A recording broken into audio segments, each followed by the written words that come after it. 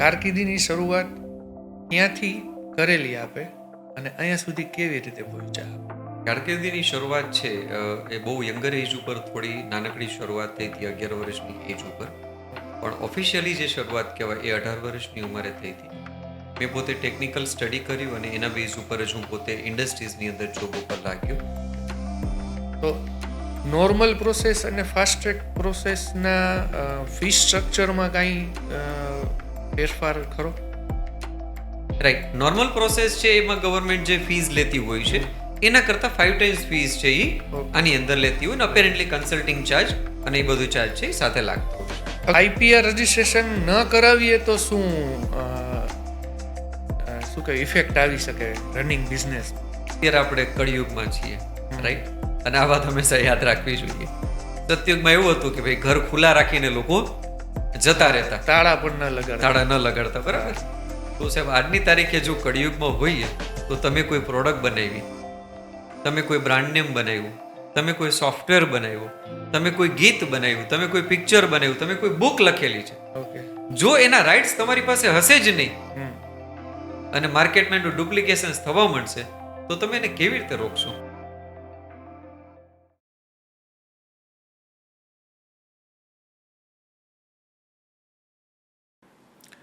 નમસ્કાર, aspire pod કૌશિકમાં આપનું સ્વાગત છે.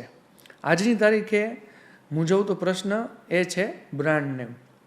બ્રાન્ડ નેમ કે જે ઓલરેડી કોઈ બિઝનેસમાં છે કે નહીં, એ બ્રાન્ડ નેમ મળશે કે નહીં, અને એ કયા બ્રાન્ડ નેમથી રજિસ્ટ્રેશન કરવું. તો આ બધા પ્રશ્નોના જવાબ મેળવવા માટે આપણી સાથે આજે છે શ્રી કલ્પેશભાઈ કુલર, કે જે છેલ્લા 13 વર્ષથી ટ્રેડમાર્ક રજિસ્ટ્રેશનની કન્સલ્ટન્સી ચલાવે છે. તે ઉપરાંત ISO 9001:2015ના સર્ટિફાઈડ ઓડિટર છે અને લગભગ 1800થી વધારે બ્રાન્ડ નેમ રજિસ્ટ્રેશન કરાવી ચૂક્યા છે. તો ચાલો ટ્રેડમાર્ક અને કોપીરાઇટની વધારે માહિતી આપણે કલ્પેશભાઈ સાથે ચર્ચા કરી. કેમ છો કલ્પેશભાઈ? મજામાં? એકદમ ફાઇન. કેવું ચાલે છે અત્યારે? બિઝનેસ વાઇઝ જોઈએ તો ખરેખર એક સારો ટાઈમ ચાલી રહ્યો છે, કારણ કે ટેકનોલોજીના યુગમાં છીએ, તેના બેનિફિટ ઘણા સારા મળે છે અને બિઝનેસ બહુ સારી રીતે ચાલે છે. કારકિર્દીની શરૂઆત ક્યાંથી કરેલી આપે અને અહીંયા સુધી કેવી રીતે પહોંચ્યા? કારકિર્દીની શરૂઆત છે એ બહુ યંગર એજ ઉપર થોડી નાનકડી શરૂઆત થઈ હતી, 11 વર્ષની એજ ઉપર. પણ ઓફિશિયલી જે શરૂઆત કહેવાય એ 18 વર્ષની ઉંમરે થઈ હતી. મેં પોતે ટેકનિકલ સ્ટડી કર્યું અને એના બેઝ ઉપર જ હું પોતે ઇન્ડસ્ટ્રીઝની અંદર જોબ ઉપર લાગ્યો અને 5 વર્ષ એ જ ડેઝિગ્નેશન ઉપર મેં એ પોઝિશન ઉપર કામ કર્યું, જેમાં as a quality control incharge હું પોતે હતો. અને અમે લોકો ક્રેન્કશાફ્ટ અને કનેક્ટિંગ રોડ છે એના ઇન્સ્પેક્શનની જવાબદારી મારી પાસે રહેતી. 5 વર્ષ એ જ પોઝિશન ઉપર કામ કર્યા પછીથી એક મિત્ર સાથે મુલાકાત થઈ અને એને બહુ સરસ વાત કરી કે ભાઈ તમે સેલ્સમાં જોડાઈ જાઓ, કારણ કે સેલ્સ એવું છે કે જે તમારી ધાયરી ઇન્કમ તમે કરી શકો. અને મને એની વાત બરાબર લાગી અને એને કારણે મેં 2002-03ની આસપાસ સેલ્સની અંદર ડાયવર્ઝન લીધું. અને સેલ્સની અંદર શરૂઆતનું 1 વર્ષ તો સ્વાભાવિક છે કે નબળું છે, કારણ કે કંઈ ખબર ના હોય. પણ ત્યારબાદ મને બેન્કિંગ સેક્ટરની અંદર જોબ મળી, જે મેં પોતે 5 વર્ષ એ ફિલ્ડની અંદર કામ કર્યું, ખૂબ સારા પ્રમોશન લીધા. અને તે પછીથી એક ફેઝ એવો આવ્યો કે જેમાં એવું ડિસિઝન લીધું કે હવે જોબ કરવી નથી. અને અમારા એક મિત્ર હતા, એની સાથે ઇલેક્ટ્રિકલ પ્રોડક્ટના સેગમેન્ટમાં, જેમાં અલગ અલગ સ્ટેબિલાઇઝર્સ, એપીએફસી પેનલ જેવી બધી પ્રોડક્ટ્સ આવતી હોય, એ ફિલ્ડમાં એની સાથે કામ કર્યું. અને એ થોડો સમય કામ કર્યા પછીથી એક વસ્તુનો અનુભવ થયો કે ભાઈ ચલો હવે આ સમય એવો છે કે જ્યાંથી આપણે પોતાના કામની શરૂઆત કરી જોઈએ. તો 2011માં મેં મારી કંપનીની શરૂઆત કરી, કુલર બિઝનેસ કન્સલ્ટન્ટ, અને આજે 13 વર્ષ એ વસ્તુને થઈ ગયા. તો કન્સલ્ટિંગ ફિલ્ડને ક્યાંક ને ક્યાંક પહેલાં શીખો, સમજો, અને તે પછીથી આપણે સક્સેસફુલી આ કામને અહીં સુધી લઈ જઈ શક્યા છીએ. તો તમારા જીવનનો ટર્નિંગ પોઈન્ટ ક્યારે આવ્યો? રાઈટ, જેમ હમણાં મેં વાતમાં વાત કરી કે 2002-03ની અંદર હું સેલ્સમાં ડાયવર્ટ થયો. તો એ મિત્ર સાથે બહુ ટૂંકો પરિચય હતો મારો. અને એને મને ખબર, આજે હું વિચારું તો મને એમ થાય છે કે એને શું જોયું હશે મારામાં, કે એને મને તરત એમ કીધું કે તમે આ જોબ ચેન્જ કરી દો. અને મેં પણ એ સમયે એની વાત ઉપર ભરોસો કરી અને એ ડાયવર્સિફિકેશન લઈ લીધું. વિચાર્યું પણ નહીં કે આમાં ફેલ જશું તો શું, લાઈફ છે એ બેક સ્ટેપ લેવડાવે છે. તો આ કઈ વિચાર ન આવ્યો અને એની ઉપર ભરોસો કર્યો અને ખરેખર ત્યાંથી ગાડી આગળ ચાલી ગઈ, જે મારી લાઈફનો ખરેખર મેજર ટર્નિંગ પોઈન્ટ છે. કન્સલ્ટિંગ લાઇનમાં તમે જ્યારે કન્વર્ટ થયા તો એ સમય કયો હતો અને અત્યારે તમે એમાં કઈ કઈ સર્વિસીસ આપો છો? રાઈટ. અમે કન્સલ્ટિંગ લાઇનની અંદર 2011ની અંદર મેં શરૂઆત કરી ત્યારે માત્ર આઈએસઓ સર્ટિફિકેશન, જે આઈએસઓ 9001 2015 થી વેલ નોન છે, ફેમસ છે, જે ઇન્ટરનેશનલી વેલિડ સર્ટિફિકેટ છે. એ કામ છે એક મિત્ર સાથે મળી અને શરૂઆત કરી અને ત્યાર પછીથી સ્ટેપ બાય સ્ટેપ એ કામની અંદર અમે લર્ન કરતા ગયા. પછી આઈએસઓના ઓડિટિંગની સર્વિસ અમે આપવાની શરૂઆત કરી. આઈએસઓના ઇમ્પ્લિમેન્ટેશન પ્રોજેક્ટ એટલે ટ્રેનિંગ આપવાની શરૂઆત કરી કે કેવી રીતે તમારા જ ઓર્ગેનાઇઝેશનને ઓટો મોડ ઉપર લઈ જઈ શકો, જેને કારણે તમારી જે મેનેજમેન્ટ સિસ્ટમ જે છે, એ ચાહે પ્રોડક્શન છે, પરચેસ છે, માર્કેટિંગ છે, સ્ટોર છે, એ તમામ વસ્તુ તમે એને એટ પાર લેવલે સેટ કરી શકો. આઈએસઓ સર્ટિફિકેટ કોને લેવું જોઈએ? આઈએસઓ સર્ટિફિકેટ છે એ ખાસ કરીને એ તમામ લોકોએ લેવું જોઈએ જેને પોતાના બિઝનેસની સિસ્ટમને અપગ્રેડ કરવી છે. ઓકે. આજની તારીખે તમે ને હું જોઈએ છીએ કે એક ઇન્ડસ્ટ્રીઝ છે, કોઈ હોસ્પિટલ છે, કોઈ મંદિર છે, તો દરેક જગ્યાએ હવે સિસ્ટમ જોઈએ છે. શું કામ?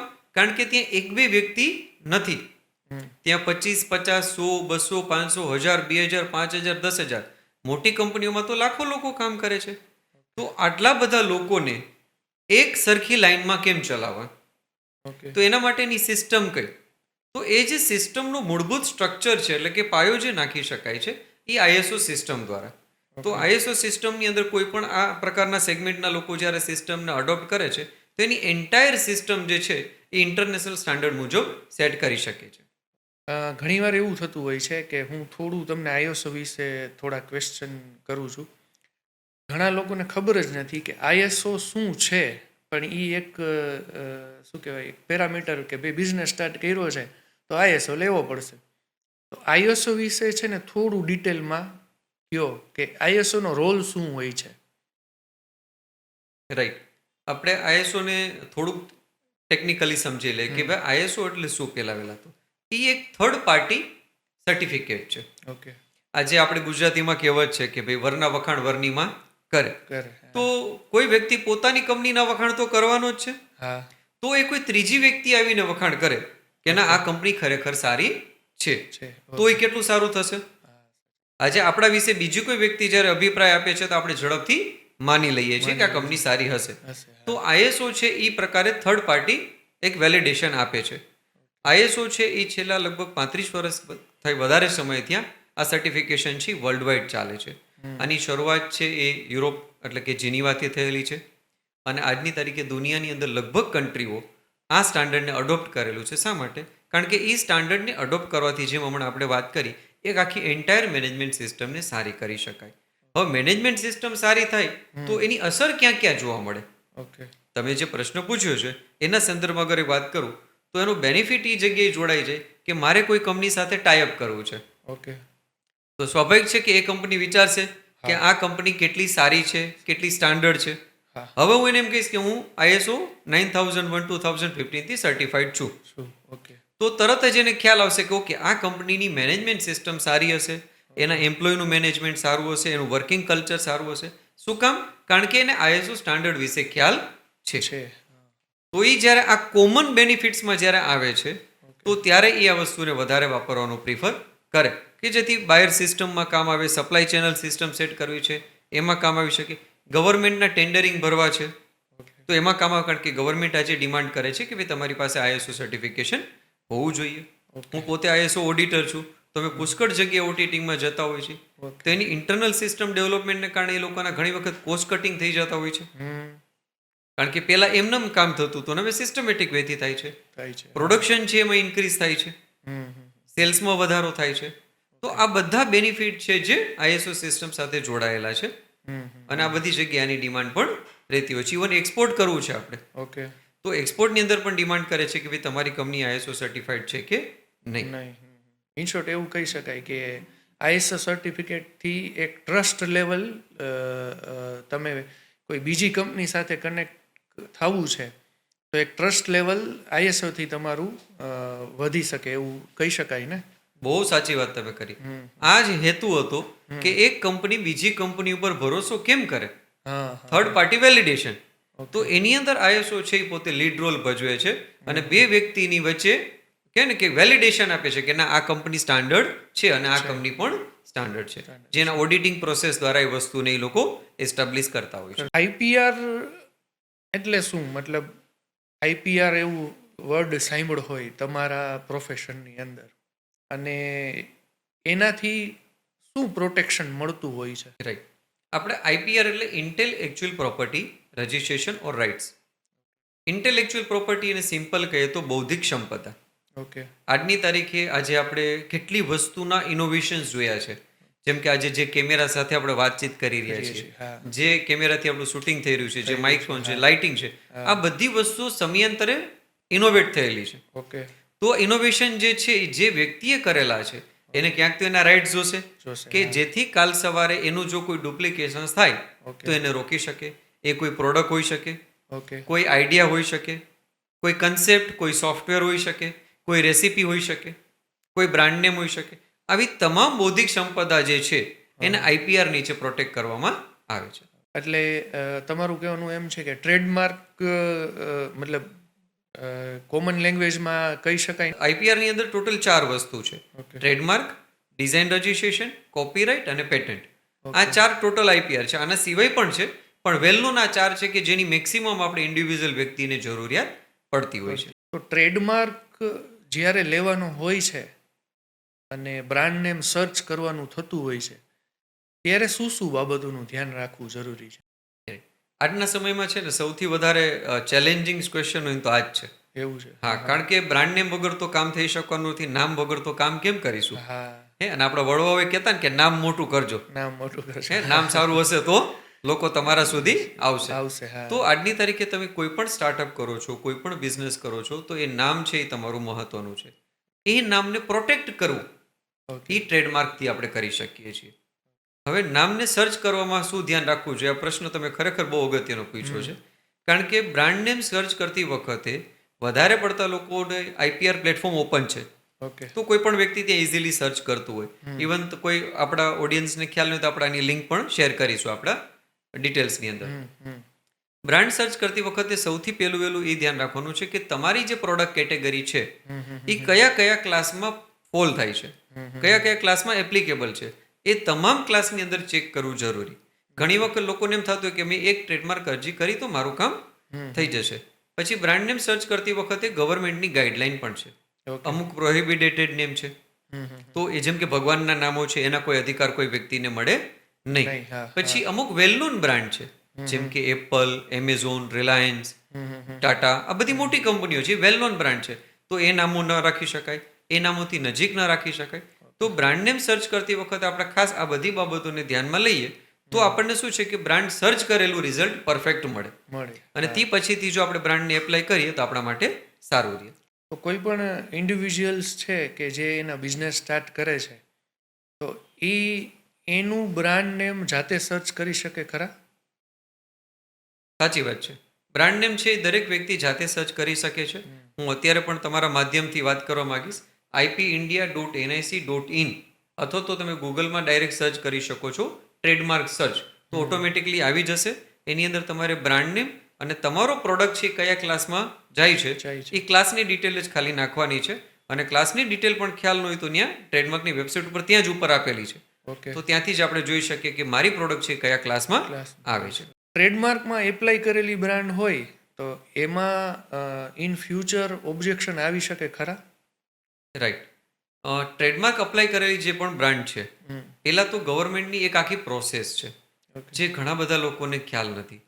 ઘણા લોકો તો એવું સમજે છે સર કે ટ્રેડમાર્ક અપ્લાય કરી દીધો ને એટલે મને બ્રાન્ડ મળી ગઈ. ખરેખર એવું નથી. ટ્રેડમાર્ક અપ્લાય કરીએ છીએ એનો મતલબ છે કે યુ આર અપ્લાઇડ, કે ગવર્મેન્ટને આપણે એવી રિક્વેસ્ટ કરીએ છીએ કે મને આ નામના અધિકાર આપો. હવે આ નામના અધિકાર આપવા માટે ગવર્મેન્ટ છે એની પ્રોસેસ કરે છે. જેમ કે પહેલા એનું એક્ઝામિનેશન કરશે કે ભાઈ આ બ્રાન્ડ નેમ છે એના જેવું પ્રીવિયસલી કોઈ નામ છે કે નહીં, આ બ્રાન્ડ નેમ છે પ્રોહિબિટેડ નેમમાં છે કે નહીં, વેલ નોન બ્રાન્ડ સાથે મેચ થાય છે કે નહીં. તો ગવર્મેન્ટ તમામ ગાઈડલાઈન મુજબ છે આ નામને ચેક કરશે. તે પછી એનું એક્ઝામિનેશન રિપોર્ટ સબમિટ કરશે. હવે એ રિપોર્ટની અંદર જો ગવર્મેન્ટે ઓબ્જેક્શન લીધો હોય તો આપણે એનો રિપ્લાય છે એ સમયસર કરવો પડે. પડે. એ આપણે પોતે ઇન્ડિવિજ્યુઅલ વ્યક્તિ એટલે કસ્ટમર પોતે ડાયરેક્ટ કરી શકે, ઓકે. અથવા તો અમારી જેમ કોઈ પણ એક્સપર્ટ એજન્સીને કામ સોંપી શકે, જેને એનું કારણે છે એનું કામ ઇઝીલી થઈ શકે છે. અગર એક્ઝામિનેશન ઓકે થઈ ગયું તો બ્રાન્ડ ડાયરેક્ટ એક્સેપ્ટ પણ થઈ શકે છે. અને જો ગવર્મેન્ટ ઓબ્જેક્શન આવેલું હોય તો ત્યારબાદ એના રિપ્લાય કર્યા પછીથી ગવર્મેન્ટનું હિયરિંગ આવે, ટ્રેડમાર્ક હિયરિંગ. તો ટ્રેડમાર્ક હિયરિંગ જે સમયે હોય એ સમયની અંદર અપિયર થઈ એ પ્રોસેસને પૂરી કરવાની, ગવર્મેન્ટને એવિડન્સ આપવાના થાય કે આ નામ છે, એના અધિકાર અમને શા માટે મળવા જોઈએ. એ પ્રોસેસ પતી જાય તો ગવર્મેન્ટ ત્યાં આપણી બ્રાન્ડને ઓકે લાગે તો એક્સેપ્ટ કરે છે, અને નો ઓકે લાગે તો આપણી બ્રાન્ડને રિજેક્ટ પણ કરી શકે છે. તો હજી વિચાર કરો, આ ઇન પ્રોસેસ છે ત્યાં પણ રિજેક્શન થવાના ચાન્સીસ છે. જે ઘણા બધા લોકો આપણે વાત કરી કે એવું સમજી લે કે મેં એપ્લાય કર્યું એટલે મળી ગયું, તો એવું હોતું નથી. અને દર વર્ષે હજારો બ્રાન્ડ છે એ રિફ્યુઝ થાય છે. કારણ કે જેમ ગવર્મેન્ટ ગાઈડલાઈન મુજબ બરાબર ન હોય તે રિફ્યુઝ થઈ શકે. ઇવન સમયસર હિયરિંગમાં હાજર ન થાય તો પણ આપણી બ્રાન્ડ છે રિફ્યુઝ થઈ શકે. અને હિયરિંગને બધું ઓકે થઈ ગયું, બ્રાન્ડમાં ગવર્મેન્ટને કોઈ પ્રોબ્લેમ નથી, આપણે જસ્ટિફિકેશન એવિડન્સ બધું બરાબર છે, તો બ્રાન્ડને આપણી એક્સેપ્ટ કરે છે. અને ત્યારબાદ ફરી પાછા 4 મહિના હોય છે, 120 દિવસ, કે જેમાં કોઈ થર્ડ પાર્ટી ને આપણી બ્રાન્ડ સામે વાંધો લેવો હોય તો એ લઈ શકે. અને જો કોઈ પાર્ટી વાંધો નથી લેતી તો આપણી બ્રાન્ડ છે ગવર્મેન્ટ આપણને રજીસ્ટ્રેશન એટલે કે આર છે એ આપી દે છે, અને આપણી 10 વર્ષ માટે એ બ્રાન્ડની માલિકી થઈ જાય છે. રિન્યુઅલ છે એ 10 વર્ષ પછી આવે છે. તો આવી રીતે આખી આ ગવર્મેન્ટની પ્રોસેસ છે. તો હું તમારા માધ્યમથી એટલું ચોક્કસ કહેવા માંગીશ કે ટ્રેડમાર્ક અપ્લાય કરતી વખતે થોડું ધ્યાન રાખો, જાતે કરો તો ધ્યાન રાખજો, અને કોઈ પણ વ્યક્તિને સોંપો તો પણ ધ્યાન રાખજો કે આખી પ્રોસેસ છે એ સમયસર તમને કરીને આપે. ટ્રેડમાર્ક કરાવ્યા પછી અને રજીસ્ટ્રેશન આવે એ ઓન એન એવરેજ કેટલો સમય લાગતો હોય છે? ટ્રેડમાર્ક અપ્લાય કર્યા પછીથી નોર્મલી જે મેં હમણાં વાત કરી તો ક્યારેક 6 થી 8 મહિનામાં પણ પ્રોસેસ પૂરી થઈ જાય, જો ગવર્મેન્ટ ઓબ્જેક્શન ન આવે તો. અને ગવર્મેન્ટ ઓબ્જેક્શન આવે તો on an average 12 months yeah 18 months જેવો સમય લાગે, કારણ કે ગવર્મેન્ટ એક આખી સાયકલ મુજબ આ વસ્તુને આગળ લઈ જતી હોય છે. હા, આમાં એક ગવર્મેન્ટ આપણને એક ઓપ્શન આપે છે, અને એ ઓપ્શન છે ફાસ્ટ ટ્રેકનો. જો તમે ફાસ્ટ ટ્રેકની ફેસિલિટીને ચૂઝ કરો છો તો જે પ્રોસેસને આટલો સમય લાગે છે 1 વર્ષ 1.5 વર્ષ જેવો, એ સમય 1 વીક કે 1 મહિનાની અંદર પણ પૂરો થઈ જાય, અને આપણી બ્રાન્ડ આપણને મળશે કે નહીં એની ક્લેરિટી આપણને મળી શકે. તો આ ફાસ્ટ ટ્રેક પ્રોસેસ બહુ જરૂરી છે. તો તમારો સવાલ ખરેખર સરસ છે. તો ફાસ્ટ ટ્રેક પ્રોસેસ કરવાથી તમારું બ્રાન્ડનું જે સિલેક્શન કર્યું એ રાઈટ છે કે રોંગ એ બહુ ઝડપથી આપણે નક્કી કરી શકીએ. તો નોર્મલ પ્રોસેસ અને ફાસ્ટ ટ્રેક પ્રોસેસ એ બે વચ્ચેનો ડિફરન્સ થોડો જણાવો ને. રાઈટ, નોર્મલ પ્રોસેસ છે ગવર્મેન્ટ એક સિરિયલ, એક સિક્વન્સ, એટલે કે એક એપ્લિકેશન નંબર છે ફોર એક્ઝામ્પલ 1 2000, તો 1 by 1 એ સિક્વન્સ વાઇઝ ચાલશે. જ્યારે ફાસ્ટ ટ્રેકમાં જઈએ છીએ તો ગવર્મેન્ટ એને સીધું હાથમાં લઈ લેશે કે આજે એપ્લિકેશન્સ કરી તો 24 થી 48 કલાકમાં ગવર્મેન્ટ એનું એક્ઝામિનેશન કરી દેશે. એને કે પ્રાયોરિટી. તો પ્યોર ફાસ્ટ ટ્રેક છે, જેમાં આજે પાસપોર્ટની અંદર કે એમાં ફાસ્ટ ટ્રેક સગવડતા હોય છે કે કોઈ વ્યક્તિની ઇમરજન્સી છે, એના બિઝનેસના પ્લાનિંગ છે, આજે એને 1 વર્ષ 2 વર્ષની અંદર પોતાના બ્રાન્ડિંગના એક્સપેન્સ કરવાના છે, તો જે ફાસ્ટ ટ્રેકને ચૂઝ કરે છે તે બ્રાન્ડિંગના ખર્ચ કરતા પહેલા એ પોતાના બધા ડિસિઝન લઈ શકે છે. તો નોર્મલ પ્રોસેસ અને ફાસ્ટ ટ્રેક પ્રોસેસના ફી સ્ટ્રક્ચરમાં કાંઈ ફેરફાર ખરો? રાઈટ, નોર્મલ પ્રોસેસ છે એમાં ગવર્મેન્ટ જે ફીઝ લેતી હોય છે એના કરતાં 5 times ફીઝ છે એ આની અંદર લેતી હોય, ને અપેરેન્ટલી કન્સલ્ટિંગ ચાર્જ અને એ બધું ચાર્જ છે એ સાથે લાગતો હોય છે. અગર બ્રાન્ડ રજીસ્ટ્રેશન થઈ ગઈ છે ત્યાર પછી શું કરવું જોઈએ? બ્રાન્ડ રજીસ્ટર થઈ ગયા પછી બહુ મહત્વના સ્ટેપ્સ હોય છે, જેને આપણે ખાસ કરીને કહીએ તો સૌથી પહેલું તો બ્રાન્ડ રજીસ્ટર થઈ ગઈ છે, હવે એનું રિન્યુઅલ આવશે 10 વર્ષે. એટલે એક લોંગ જર્ની છે. તો સ્વાભાવિક છે કે માણસને ભૂલાઈ જાય, કારણ કે 10 વર્ષ ગાળો નાનો નથી. એને જેની પાસે કરાયું બની શકે એ પણ ભૂલી જાય. તો સૌથી વહેલી વસ્તુ કે આજે ટેકનોલોજી યુગમાં છીએ આપણે, તો આજે જ રિમાઇન્ડર સેટ કર્યું કે 10 વર્ષ પછી રિન્યુઅલ આવશે, કારણ કે ટેકનોલોજી આપણને એટલું સ્પેસ આપે છે. તો પહેલી વાત કે સમયસર રિન્યુઅલ કરવું જરૂરી, નહીતર ઘણા બધા ચેલેન્જીસ આવી શકે. બ્રાન્ડ રજીસ્ટર થઈ ગયા પછીથી આપણે એ ધ્યાન રાખવું જરૂરી છે કે આપણે જે નામથી બ્રાન્ડના અધિકાર લીધા છે, બ્રાન્ડ નેમના અધિકાર લીધા છે, શું એ નામથી બીજું કોઈ માર્કેટમાં આવી રહ્યું છે? કારણ કે આપણે લઈ લીધા તો આજની તારીખે તમને ખ્યાલ છે કે માર્કેટની અંદર ડુપ્લિકેશન્સ છે એ થતું જ હોય છે. થતું જ હોય છે. હા. તો તમારા નામથી કોઈ આવ્યું છે કે નહીં સતત જોતું રહેવું જરૂરી છે. ઓકે. જો તમને એ સમય ન હોય તો તમે કોઈ યોગ્ય એજન્સીને કામ સોંપી શકો કે ઓકે. જે તમારા વતી એ કામ કરી શકે. કરી શકે. બીજી વસ્તુ છે કે તમારી પ્રોડક્ટ જે તમે જે ક્લાસમાં રજીસ્ટર્ડ કરાવેલી છે એના સિવાય બીજા કયા કયા ક્લાસ છે કે જેમાં તમારે રજીસ્ટ્રેશન લઈ લેવું જોઈએ જેથી તમારા કોમ્પિટિટર ઓકે. એ છટકબારીનો ઉપયોગ કરે નહીં. નહીં. હા, ફોર હા, એક્ઝામ્પલ તમને વાત કરું, આ ટેકનિકલ છે, કદાચ બની શકે કે આપના ધ્યાનમાં ન હોય, તો ક્લાસ 35 છે. ઓકે. ટ્રેડમાર્કની અંદર ટોટલ 45 ક્લાસ આવે છે. ઓકે. 1 થી 34 ક્લાસ છે ફોર ધ પ્રોડક્ટ ઓકે. અને 35 થી જે 45 છે એ સર્વિસ ક્લાસ છે. 35 ની અંદર ટ્રેડિંગ છે સ્કોપ કવર થતો હોય. ઓકે. તો મેજોરિટી લોકો પ્રોડક્ટ વેચતા હોય એટલે એને 1 થી 34 પોતાની પ્રોડક્ટ મુજબ રજીસ્ટ્રેશન લીધેલું હોય. ઓકે. 35 ન લીધેલું હોય. 35 છે એ ટ્રેડર તરીકે કોઈ પણ વ્યક્તિ એ નામના રજીસ્ટ્રેશનના રાઇટ લઈ લે તો પોતાની દુકાન ઉપર એ બોર્ડ મારી શકે. ઓકે. કારણ કે ટ્રેડર એટલે દુકાન થઈ ગઈ, રિટેલર થઈ ગયું. તો એ પણ ન થાય એના માટે ક્લાસ 35 છે એ પહેલી પ્રાયોરિટીમાં રજીસ્ટર્ડ કરાવી લેવું જોઈએ. એ ઉપરાંત અમે ઓબ્ઝર્વેશન કર્યું છે આ 13 વર્ષના અનુભવમાં કે વધારે પડતા લોકો જે પોતાની બ્રાન્ડનો લોગો છે હા, હા. એને કોપીરાઇટ કરાવેલો હોતો નથી. નથી. આના વિશે આપણે આગળ ચોક્કસ વધારે વાત કરીશું, પણ આ પોઈન્ટમાં એટલું ખાલી ગ્લિમ્સ આપી દઉં કે કોપીરાઇટ કરાવી લેવું પણ જરૂરી છે. અને એક important point sir, LPC legal proceeding certificate. આજે તમે જે બ્રાન્ડ નેમ વાપરો છો સમય જતાં એની અંદર કોઈ પણ કાયદેસરની કાર્યવાહી કરવાની થઈ, એટલે કે લીગલ એક્શન કાંઈ પણ લેવાના થયા, કોઈ તમારી બ્રાન્ડનો દુરુપયોગ કર્યો છે, કંઈ પણ એક્ટિવિટી આવી બને છે, તો એ સમયે તમારે જે ડોક્યુમેન્ટ દેવું પડશે કે તમારી પાસે આ બ્રાન્ડની માલિકી છે એ કયું, એ છે એલપીસી લીગલ પ્રોસિડિંગ સર્ટિફિકેટ. ઓકે. એ હશે તો તમે કોઈ પણ લીગલ એક્શન છે એ રાઇટ વેથી લઈ શકશો. લઈ શકશો. તો તમે જે એલપીસી કીધું એ ટ્રેડમાર્ક જ્યારે એપ્લાય કર્યું હોય કે રજિસ્ટ્રેશન આવે ત્યારે એ સાથે એપ્લાય કરવાનું હોય છે કે એ રજિસ્ટ્રેશન થઈ ગયા પછી બાય ડિફોલ્ટ મળી જતું હોય છે? બહુ સરસ સર. ખરેખર છે ને આ પ્રશ્ન બહુ સરસ છે, કારણ કે એક આની અવેરનેસ ઓછી છે. ઓછી છે. હા. બરાબર. અને એને કારણે ખરેખર વધારે પડતા લોકોને ખ્યાલ જ નથી. ઇવન જે લોકો પાસે વર્ષોથી આ બ્રાન્ડ રજીસ્ટર્ડ થયેલી છે એની પાસે પણ એલપીસી ન હોવાની શક્યતા છે. હા, તો એલપીસી છે એ બ્રાન્ડ રજીસ્ટર્ડ થઈ ગયા પછીથી એની સ્પેશિયલ પ્રોસેસ કરી અને કરાવવાનું થતું હોય છે બ્રાન્ડ રજીસ્ટર્ડ થઈ ગયા પછી. બ્રાન્ડનું ડુપ્લિકેશન થતું હોય છે, બરાબર છે, તો એ કઈ રીતે અટકાવી શકાય? આજની તારીખે બ્રાન્ડનું ડુપ્લિકેશન ક્યાંક ને ક્યાંક આમ સહજ જેવું થઈ ગયું છે. સાચું. બરાબર. કારણ કે આપણે બિસ્લેરીની પાણીની બોટલ માગીએ તો હા. બીજી અલગ અલગ ઘણી ઘણી બ્રાન્ડની ઘણી બોટલ આવે. છે. દેખીતી નજરે જોઈએ તો આપણને એમ લાગે કે બિસ્લેરી બિસ્લેરી છે. હા. પછી પાર્લેજીના બિસ્કિટ માગો તો એમાં પણ આપણને બીજી અલગ અલગ બ્રાન્ડના બિસ્કિટ જોવા મળે. મળે છે. તો આપણને દૂરથી તેવું જ લાગે કે આ પાર્લેજી જ છે. હા. ઇવન અમે હમણાં એક કેસ સ્ટડી કરતા હતા હા. તો જોયું કે સ્ટારબક્સ જે ઓકે. કોફી ચેઇન છે હા, હા. અને એક સરદાર બક્સ, Starbucks. સરદાર બક્સ, તો હા. દૂરથી જુઓ તો એક સરખું લાગે. એક સરખું લાગે. હા. તો સ્ટારબક્સે એની સામે પછી જે લીગલ એક્શન છે એ લીધા ઓકે. અને એને બ્રાન્ડ છે એ બંધ કરવી પડી.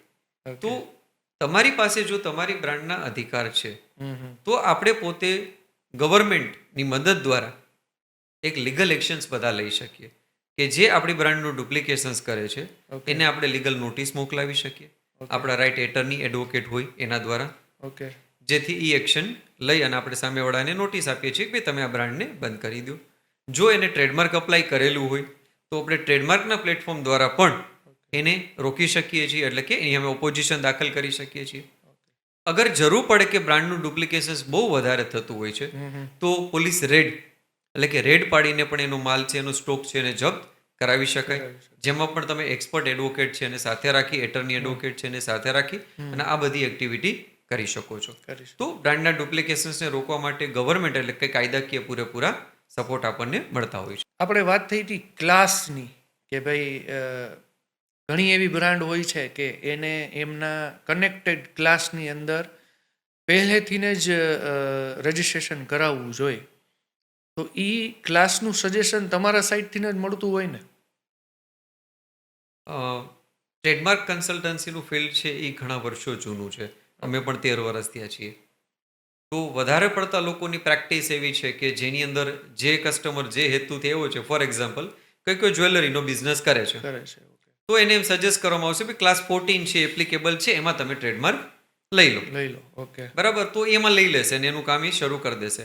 બહુ ઓછા લોકો હોય છે કે જેને ક્લાસ સજેશન આપતા હોય છે. ઓકે. જ્યારે અમારી કંપની છે એ પ્રિફર કરે છે કે આપણે આપણા ક્લાયન્ટને એને કેટલા ક્લાસમાં રજીસ્ટ્રેશન લેવું જોઈએ, લેવું જોઈએ. જેથી ફ્યુચરમાં એની બ્રાન્ડના ડુપ્લિકેશન્સ અટકે અથવા તો એની બ્રાન્ડનો મિસયુઝ ન થાય. ઓકે. બની શકે કે બીજું કોઈ વ્યક્તિ છે એ કોઈ અલગ કામ કરે છે પણ એ આ બ્રાન્ડ નેમથી કરે છે. હા, ઓકે. બરાબર છે, તો આ બ્રાન્ડની વેલ્યુ તો આને જ વધારેલી છે. ફોર એક્ઝામ્પલ કે હા. એપલ ફોન છે, તો આજે એપલ શબ્દ બોલવાથી આપણને સફરજન યાદ નથી આવતું, નથી આવતું. હા. આપણને સીધો આઈફોન યાદ આવે છે. આઈફોન યાદ તો એ આવે છે. બ્રાન્ડ વેલ્યુ વધારી કોને છે? હા, એ પહેલી બ્રાન્ડ. પેલી. હા. તો એ બ્રાન્ડ વેલ્યુને કોઈ એન્કેશ ન કરી જાય એના માટે ડિફરન્ટ ક્લાસમાં અથવા તો ઓલ ટુગેધર 45 ક્લાસમાં પણ રજીસ્ટ્રેશન લઈ લેવું જોઈએ.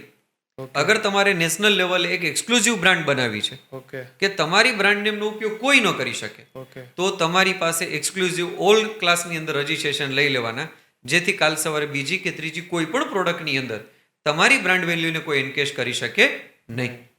કોપીરાઇટ રજિસ્ટ્રેશનની આપણે વાત થઈ હતી, તો એની શું પ્રોસેસ હોય અને એનાથી શું બેનિફિટ મળતા હોય?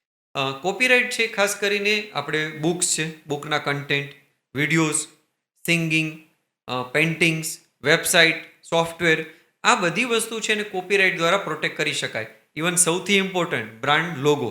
ઓકે. આજે જેમ તમારો લોગો બનાવેલો છે એસ્પાયર પોડ કૌશિક, હા, હા. તો એ લોગો જે છે કે કાલ સવારે એના જેવો કોઈ લોગો બનાવી શકે નહીં. ઓકે. તો કોપીરાઇટ લીધેલા હોય તો એ આપણને રાઇટ્સ મળે છે. મળે છે. અને કોપીરાઇટ લીધેલા હોય તો કોઈ તમારા જેવો થોડો ઘણો લોગો બનાવે છે, ઓકે. કોઈ 25%, કોઈ 50% કે કોઈ 100%, ભલે બ્રાન્ડ નેમ અલગ છે, ઓકે. નામ બિલકુલ અલગ છે, પણ લોગો તમારા જેવો છે તો પણ તમારી પાસે રાઇટ્સ છે કે તમે એને ડિઝાઇન રોકાવી શકો. રોકાવી. આજે આપણે ઘણી વખત જોતા હોઈએ છીએ કે કોઈ પિક્ચર આવે તેમાં કહેવામાં આવે કે જો આના કોપીરાઇટ્સ છે અમારી પાસે, હા, તો આ પિક્ચરનું કોઈ પાર્ટ છે એ તમે વાપરી શકશો નહીં. નહીં. હા, હા, હા. કોઈ સિંગર છે તેની રોયલ્ટી એને મળતી હોય છે, મળતી હોય છે. હા. તો એ સિંગિંગ જે કરે, ગીત ગાયેલું છે, એ ગીતને આપણે બીજે ક્યાંય કોમર્શિયલી વાપરી શકતા નથી. તો આ બધા કોપીરાઇટ અંતર્ગત આવે. અને કોપીરાઇટ છે ઓનર પ્લસ 60 યર, ઓકે. એટલે કે આમ જો તો once in a life registration કરાવવાનું થતું હોય છે. હા, પ્રોસેસ ટાઈમ છે એ જે 1.5-2 વર્ષની આસપાસ થતો હોય છે ગવર્મેન્ટનો, ઓકે. અને એ પ્રોસેસ પૂરી થઈ અને રજીસ્ટ્રેશન રાઇટ મળતા હોય. પણ એ ગવર્મેન્ટની એક આખી ગાઈડલાઇન છે કે જે ગાઈડલાઇનની પ્રોસેસ જેમ ટ્રેડમાર્કની હતી એવી રીતે જે પ્રોસેસ થાય, એમાં પણ કોઈ પ્રોબ્લેમ હોય તો ગવર્મેન્ટ તરફથી ઓબ્જેક્શન આવે અને એ બધી વસ્તુ સોર્ટ આઉટ થઈ જાય છે, તેને કોપીરાઇટ્સ મળી જતા હોય મળી છે. જતા હોય છે. તો તમે કોપીરાઇટનું લોગો માટે કીધું, તો ડિઝાઇન રજિસ્ટ્રેશન થઈ શકે, અને જો ડિઝાઇન રજિસ્ટ્રેશન કરી હોય તો એનાથી શું બેનિફિટ થતા હોય? પેલું તો આપણે જનરલી લોગો, કોઈ ગ્રાફિક્સ ડિઝાઇનર હોય હા. તો એ લોગોને પણ ડિઝાઇન શબ્દ સાથે જ કનેક્ટ કરતા હોય. કરતા હોય છે. હા. પણ જ્યારે આઈપીઆરની ડિઝાઇન રજિસ્ટ્રેશન જે શબ્દ છે એ થોડો અલગ છે. ઓકે. ડિઝાઇન રજિસ્ટ્રેશનનો મતલબ એવો થાય છે કે કોઈ પ્રોડક્ટ છે, ફોર એક્ઝામ્પલ કે અત્યારે આપણે જે માઇક યુઝ કરી રહ્યા છીએ, Okay. આ માઇકનો જે એક્સટર્નલ શેપ દેખાય છે, હા, હા, હા. કોઈ વ્હીકલ છે, for example two wheeler, bike, Two-wheeler, હા. તો બાઇકનો જે એક્સટર્નલ શેપ જે દેખાય છે, લેપટોપ છે, હા. તો આવી કોઈ પણ પ્રોડક્ટ, ટોયઝ છે, ઓકે. આવી તમામ પ્રોડક્ટ જેનો એક્સટર્નલ શેપ જે છે એ શેપ જેવો બીજી કોઈ કંપની શેપ ન બનાવે.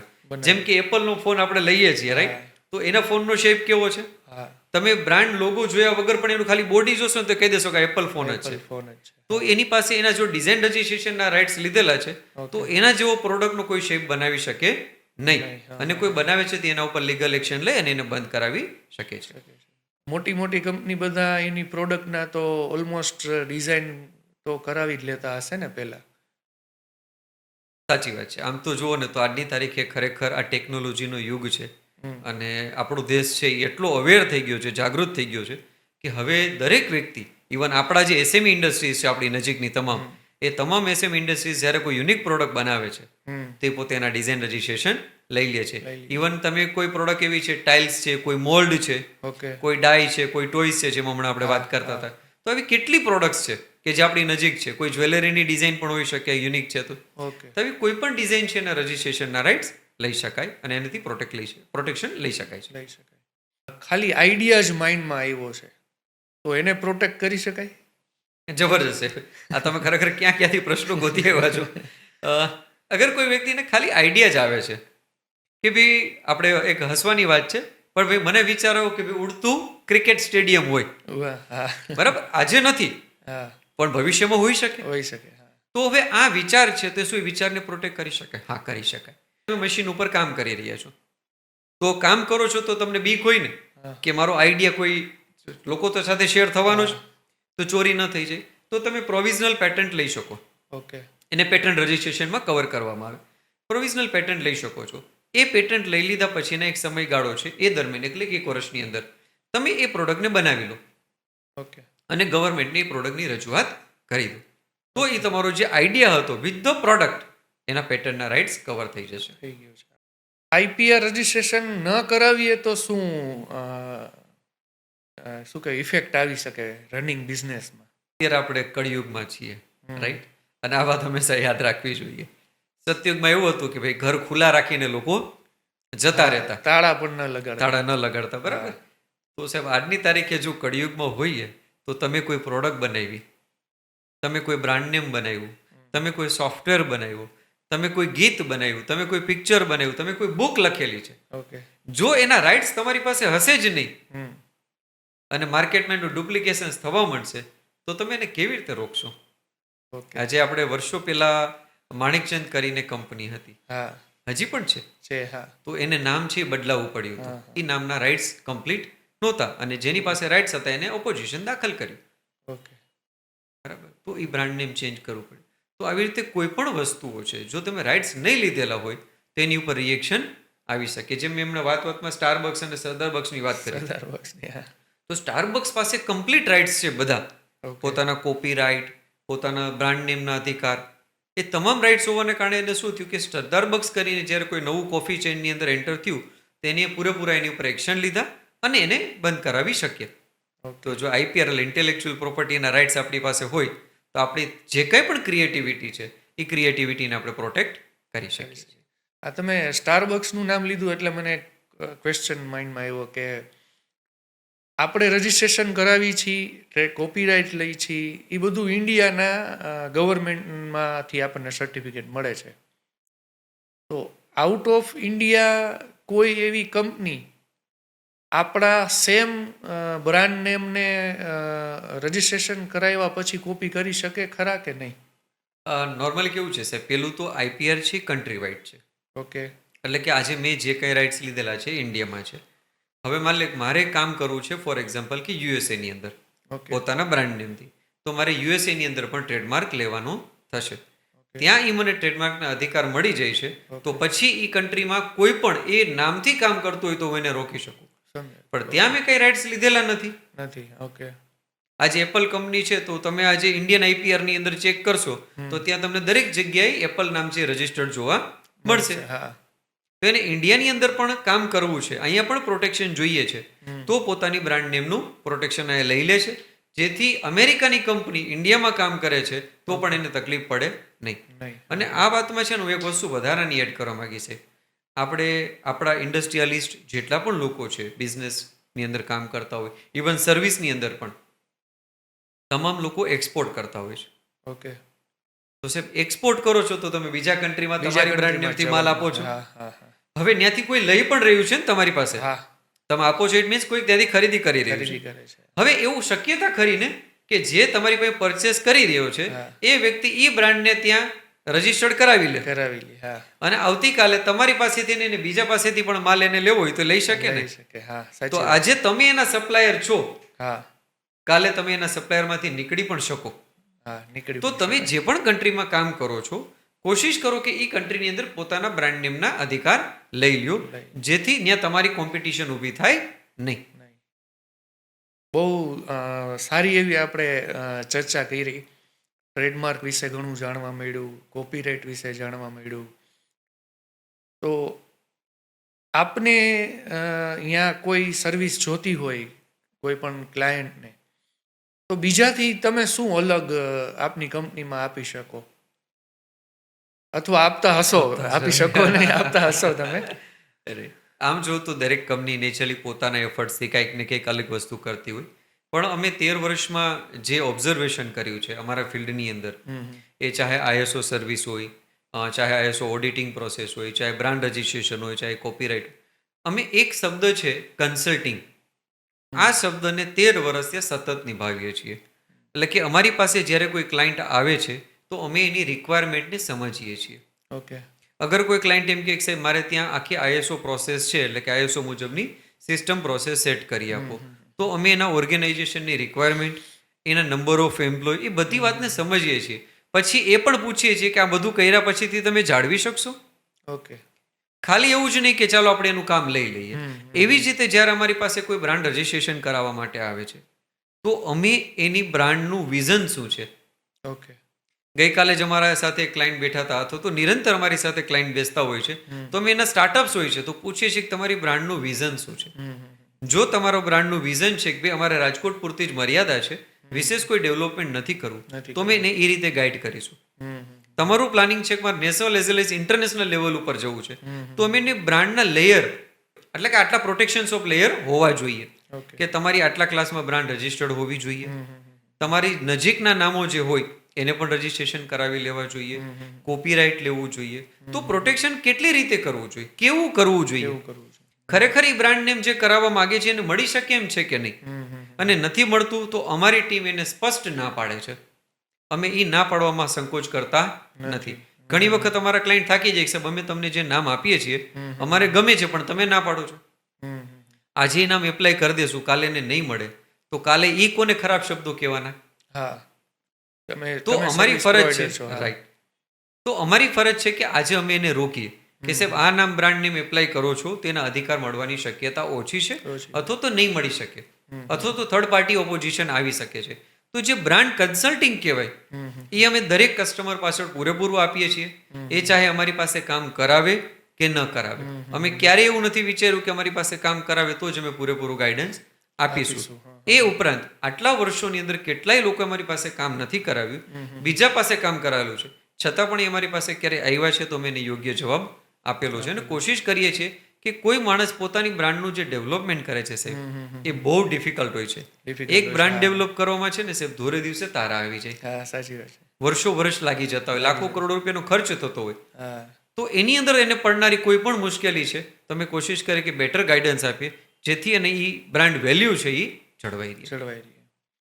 અમારા વ્યુઅર્સને તમે શું મેસેજ આપશો રિગાર્ડિંગ ટ્રેડમાર્ક કહી શકાય કે બ્રાન્ડની કેર કઈ રીતે કરવી, બરાબર છે, એઝ તમારો એક્સપિરિયન્સ શેર કરો કે અમારા વ્યુઅર્સને તમે એક સારો મેસેજ આપો કે જે કોઈ આપણું આ પોડકાસ્ટ જોશે અને એમને એક સારું એવું ગાઈડન્સ મળી શકે કે ભાઈ આપણે હવે આ કરવું છે તો આ વસ્તુનું ધ્યાન રાખીશું.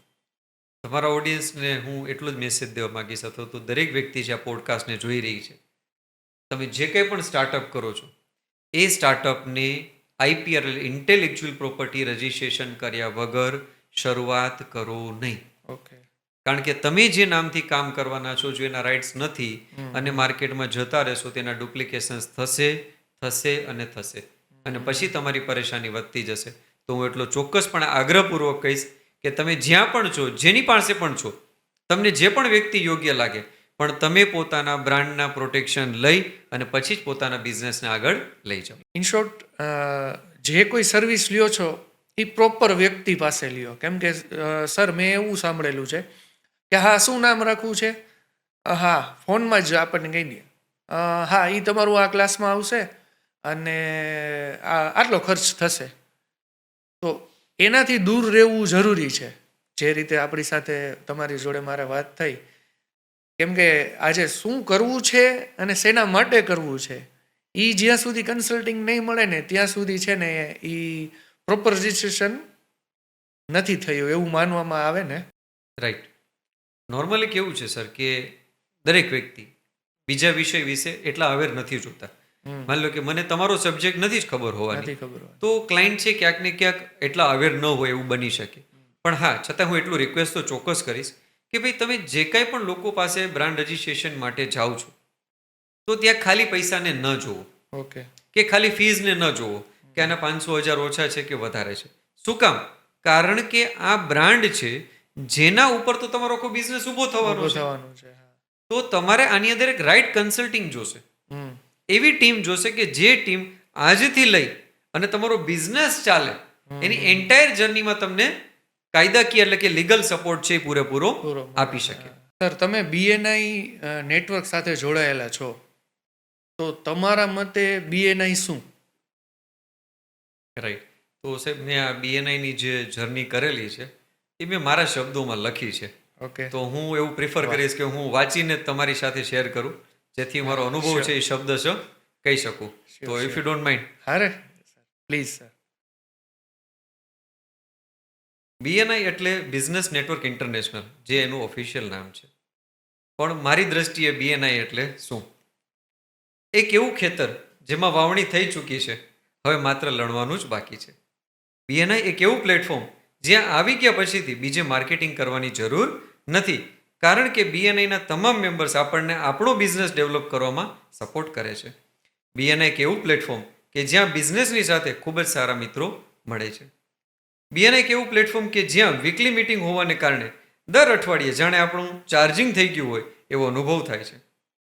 BNI એટલે કે એવું પ્લેટફોર્મ કે જ્યાં આપણને વિશ્વાસપાત્ર સપ્લાયર મળે છે, જેને કારણે આપણી પરચેસ ખૂબ સસ્તી અને ક્વોલિટીવાળી થાય છે. BNI એક એવું પ્લેટફોર્મ કે જ્યાં તમને સતત શીખવા મળે છે, જેને કારણે તમારા વ્યવસાયિક અને પર્સનલ લાઈફમાં ઘણો ગ્રોથ થાય છે. BNI એક એવું પ્લેટફોર્મ કે જ્યાં જન્મદિવસની ઉજવણી પરિવારની જેમ કરવામાં આવે છે. BNI એક એવું પ્લેટફોર્મ કે જ્યાં એક હાકલ પાડો, એટલે કે તમને મેડિકલી કોઈ તકલીફ છે, એક હાકલ પાડો અને 100 જણા હાજર થઈ જાય ને એ તમારી પહેલા હોસ્પિટલે પહોંચી જાય. આવા સારા મિત્રો અને પરિવાર મળે છે. BNI એક એવું પ્લેટફોર્મ કે જ્યાં સાથે મળીને નવા બિઝનેસની ભાગીદારી થાય અને કમાણીના નવા સ્ત્રોત ઊભા થાય છે, તો નવા કોલેબોરેશન થાય છે. BNI ભલે અમેરિકાની કંપની હોય, પણ એના મેનેજમેન્ટમાં આપણી સંસ્કૃતિનું પૂરેપૂરું મહત્વ આપવામાં આવે છે. તો આ જબરજસ્ત અને વિશાળ BNI નેટવર્ક છે. તો હું ચોક્કસપણે એવું તો કહીશ કે આ BNI નેટવર્કને કારણે આજે તમારી સાથે પરિચય થયો, મુલાકાત થઈને એટલા સારા મિત્રો મળ્યા છે કે ખૂબ આનંદદાયક આ જર્ની રહેલી છે. આજના આપણા પોડકાસ્ટની અંદર બહુ સારી એવી આપણે ચર્ચા કરેલી. ટ્રેડમાર્ક વિશે ઘણું જાણવા મળ્યું, ISO વિશે જાણવા મળ્યું, કોપીરાઇટ વિશે જાણવા મળ્યું, IPR શબ્દ શું છે એ કંઈ ખબર જ નહોતી, કે એક ઓલી પેલી માર્કેટમાં ચાલતું હોય કે ભાઈ ટ્રેડમાર્ક કરાવવું જરૂરી છે. ઘણા લોકોને તો રજિસ્ટ્રેશન શું છે એ પણ નથી ખબર, એમ કહે છે કે R લેવો છે. અરે R પહેલાં ટ્રેડમાર્ક આવે. તો એ બધી વસ્તુ તમારા સાઈડથી જાણવા મળી અને ખૂબ આનંદ થયો. Thank you very much. તમે અમારા પોડકાસ્ટમાં અમારું ઇન્વિટેશન એક્સેપ્ટ કરીને બહુ સારા એવા મેસેજ આપ્યા. Thank you very much. Thanks a lot. Thank you Kaushikbhai, તમારો પણ ખૂબ ખૂબ આભાર કે તમે આજે ઇનિશિયેટિવ લીધું અને એમાં મારી સાથે તમે આ વસ્તુની શરૂઆત કરી. તો મારા માટે એક પ્રાઉડ મોમેન્ટ થઈ ગઈ સર, કે આવડું સારું પ્રિવિલેજ કે કૌશિકભાઈ અમને આપે છે કે ચાલો અહીંથી શરૂઆત આ જર્નીની થાય. તો ફર્સ્ટ ઓફ ઓલ તો એના માટે તમારો અને તમારી ટીમનો ખૂબ ખૂબ આભાર. અને બીજું સાહેબ કે હું થોડું તમારા વિશે હવે કહેવા માગીશ. આ સમય કદાચ વધારાનો હોઈ શકે, પણ મને માફ કરજો. Sure sure. તો પહેલું તો સાહેબ ખરેખર તમે જે સ્ટુડિયો બનાવ્યો છે ને એ બહુ પોઝિટિવ છે સાહેબ. શું કામ? કારણ કે મને ખ્યાલ નહોતો કે હું આટલું કેમેરા ફ્રેન્ડલી રહી શકીશ. એ તમારી ટીમ, તમારે કારણે અને એન્વાયરમેન્ટને કારણે હું ખૂબ આરામથી વાત કરી શક્યો, મારી વાતની રજૂઆત કરી શક્યો. અને ઓનેસ્ટલી કહું તો આટલું સારું સેશન પૂરું થશે આવી મારી કલ્પના પણ નહોતી.